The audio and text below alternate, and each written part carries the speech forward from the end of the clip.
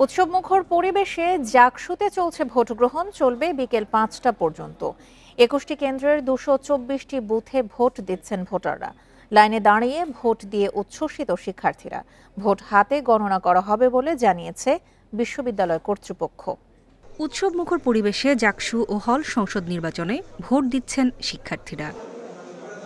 সকালের দিকে বেশিরভাগ কেন্দ্রে ভোটার উপস্থিতি কম থাকলেও বেলা বাড়ার সঙ্গে সঙ্গে পাল্টে যায় চিত্র।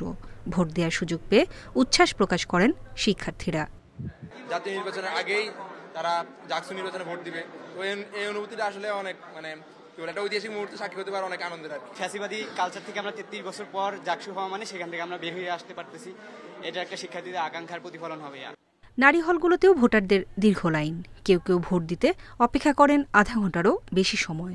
এক্সাইটেড, কিন্তু যত মানুষ আশা করেছিলাম তত আসলে হয়নি এখন পর্যন্ত, হয়তো বা পরে আসবে।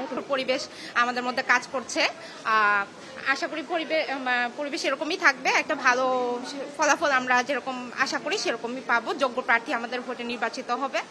প্রার্থী বাছাইয়ে শিক্ষার্থীরা গুরুত্ব দিচ্ছেন নেতৃত্বের অভিজ্ঞতা, সততা, সমস্যা সমাধানের সক্ষমতা ও বাস্তবসম্মত পরিকল্পনায়।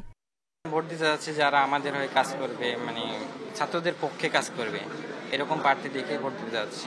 আমরা দেখছি একজনের পার্সোনালিটি কেমন, সে ক্যাম্পাসে কেমন করেছে। আমরা জুনিয়র ব্যাচ জানার চেষ্টা করছি সিনিয়রদের কাছ থেকে যে এই ব্যক্তিটা কেমন ছিল, সে কি সামনে আমাদের জন্য ভালো হবে কি হবে না, এই বিবেচনা করেই মূলত আমরা ভোট দেওয়ার চেষ্টা করছি। ভোট গ্রহণ শেষে বিশ্ববিদ্যালয়ের সিনেট হলে ফলাফল ঘোষণা করা হবে। নূরে জান্নাত, ইন্ডিপেন্ডেন্ট নিউজ।